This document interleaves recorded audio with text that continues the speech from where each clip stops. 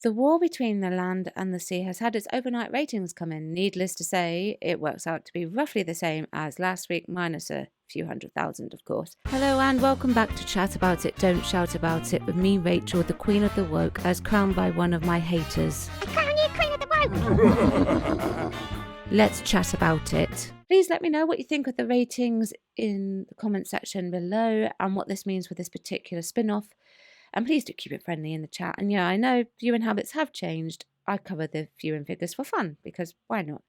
And I would also just like to let you know at this present moment in time of recording, the consolidations have not come in for the first 2 episodes as of yet. And also, before I carry on, I did a stream on the Sensesphere with Brendan and Disparu about the war between the land and the sea, which I will link for you in the comments section below, or in the description below, I should say, should you wish to watch it for yourself. So, I have this from the Radio Times. The war between the land and the sea, overnight ratings revealed for devastating new episodes. I don't know what that means by devastating. Is that positive or is that a negative? I don't really know. Okay, it's now been confirmed that episode 3, The Deep, averaged 2.45 million viewers, while episode 4, The Witch of the Waterfall, brought in an average of 1.7 million viewers. That's a drop of about 370,000 viewers from last week's launch episode. The overnight figures must be taken with a pinch of salt, if you will, as they do not include any viewers who watched the episode on catch up. So that's a decrease. Once again, the drop off is unreal. It's approximately, if I've got this correct, please say I've got it correct, 30% in the drop off. I don't have any 5-minute or 15-minute breakdowns this week because I currently haven't seen any as of yet. This show has not had the same fanfare as the first 2 series for Ncuti Gatwa, and yet it's performing consistently the same. I don't know if that tells you anything. Okay, it tells me something. I've always said that the autumn into the winter is probably the best time for Doctor Who. In fact, actually, I believe that for all TV because it's colder, it's darker, people will stay in and they're more likely to watch television. Now, the BBC is pretty much screwed anyway at this moment in time. They have a crisis on their hands with people cancelling the licence fee, and now Trump is serving them with libel. He's brought libel against them, defamation. This show has not been promoted into oblivion as well, and there are a lot of people who are not interested. There are people who do like it too, though, but we'll get into that a bit later. I don't know what exactly RTD wants to achieve with this particular series. However, there's also a post-credit scene as well, which, had I been following the news avidly about the war between the land and the sea for prior to this series, I would have known about it, but I had no idea. Fans are now awaiting the all-important finale with showrunner, RTD, previously teasing a dramatic post-credits scene. He told the Radio Times, "I will stay tuned for the very end. Keep watching," adding, "That doesn't mean that sounds like the Doctor appears. That's not what happens, but within the story, the credits start to roll. Keep watching." The showrunner went on to say, "It's one of the most powerful endings within the most amazing performance for one of the cast you will ever see." I hope all of the cast are going to give their most amazing performances, but oh well.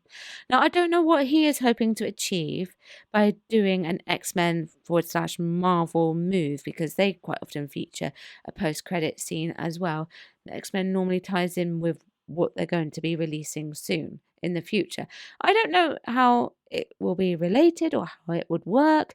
Is he hoping to get people talking as if it is a new cliffhanger or to increase watch time? I don't know. All right, I really don't know. Or was this a request of Disney before they said, "We're out, no way we're doing this again"? Who knows, really? But I don't think it will hype anyone up massively, except for perhaps the people who have avidly been watching this show and loving it. I don't think it's going to hype up old hats like myself, or even original classic watchers. Who knows? Which is okay, of course, by the way, just so you know. Now, of course, like I always do in these videos, let's take a look at what the public have to say. And we're going to look at X. First of all, we'll look at Rotten Tomatoes later. The war between the land and the sea went south quick. The tone, the pacing, the editing, dreadful. I feel like I missed an entire story arc after that third episode.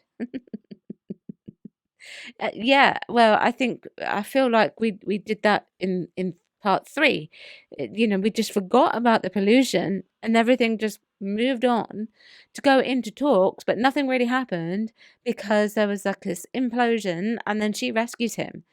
And suddenly he's fallen in love with a fishy lady, and we've gone into bestiality. Yeah. There was definitely a giant reset button. So Yusen, I think I pronounced that correctly, says, forget about transgenderism. The salt transformation from woman to man is so amazing. The war between the land and the sea is the top rated 10 out of 10 British TV show 2025. Who's with me? Anyone? Anyone in the comment section? Do you agree with this statement? I don't. And it wasn't amazing.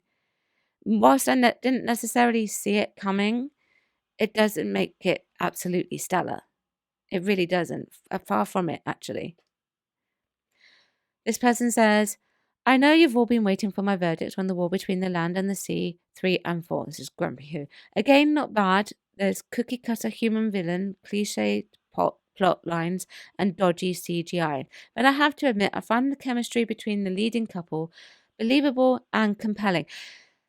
I don't believe in the love story romance thing, but I do agree that they do have good chemistry, and obviously that's very important. Chemistry between the actors is very important. Russell Tovey and Gugu Mbatha-Raw do have that.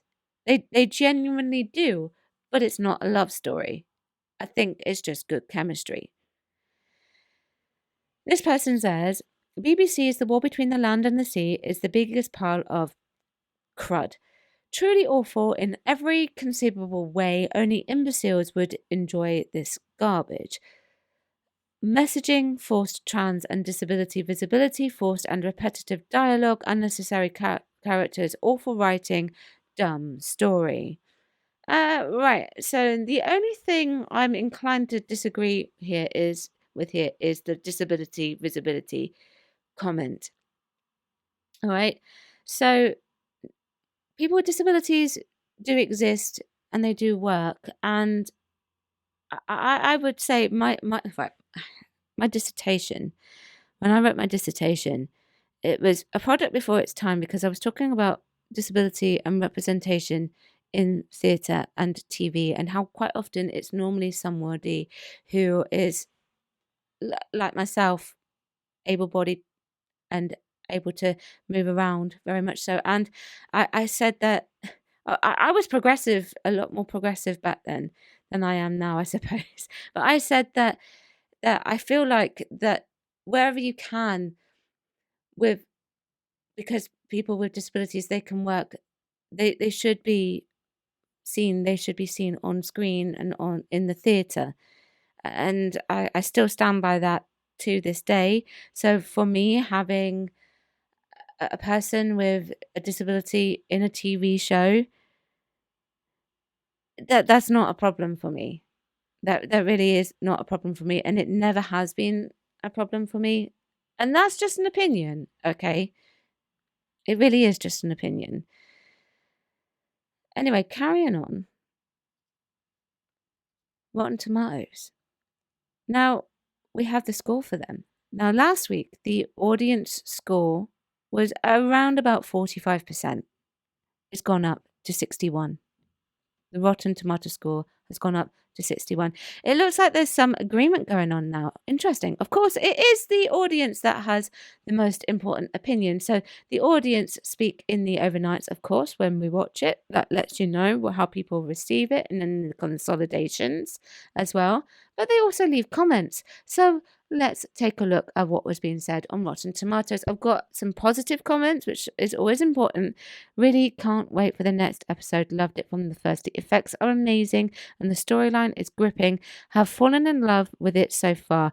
Love a good, impossible romantic storyline. This person says, what will happen in the last episode? Can't wait for it. This person says, people should check this show out. And this person says, why are the ratings so low? The show is really good. And you know what? Here's the thing. I think that's great that you love the show. I really do think that. And I would agree that the effects for this, you can see where the Disney money has been spent, more so than what you could see in the other two series. That's what I think. I genuinely do agree with that. Is it gripping? No, but I do wonder where on earth it's going, that's for sure. And then these people say, being hit over the head with a lot of agendas is enough to scratch your head and say, I just want to watch a fun show and leave my brain at the door. Unfortunately, the head hitting comes a lot more than the fun. I do agree with that. You've got to take everything that you've got in this and perhaps just apply it in a more surreal setting where maybe people don't necessarily notice it. And I think that's fine in that sense. Maybe not all in one go, though, like this. This is like this, and this, and you will listen to this. Just take some concepts. This person says, how much must have been spent on this? Special effects, production, etc. are up to the mark. I would agree. But the plot development I predicted in the first episode and then rapidly ticked off in my list in episodes 2 and 3, including the two ambassadors, would have an extraordinary affinity and would end up having a kiss and defying the laws of physics for convenience. I mean, there has to be some credibility to get me to buy into the sledgehammer like messages being delivered. Sorry, not for me, a waste of money. What on earth did you spend on this? It's not on Disney Plus, right? Oh no, wait, you mean a waste of money as in they've wasted the money on this? On the war between the land and the sea. I think that's what that means. Okay, got you. And this person says, in general, I've had a better view of quality of British television, but this thing should have not been created. The dialogue is tragically hilarious. The acting is... I'm lost for words. Well, I don't say actors are bad, and they're doing, in this case, what they can with a mediocre story at best. But there you go. That's what they think, and that's what I think. Please let me know what you think in the comments section below, and check out some of the other content I have picked out for you. Chat about it, don't chat about it. Thank you very much for watching. Bye-bye. Thank you for watching today. Don't forget you can join me on my other platforms as well. I've got YouTube, Rumble, Spotify, X, TikTok, Instagram, Locals, Substack, and I also have a Discord. Everything is linked below.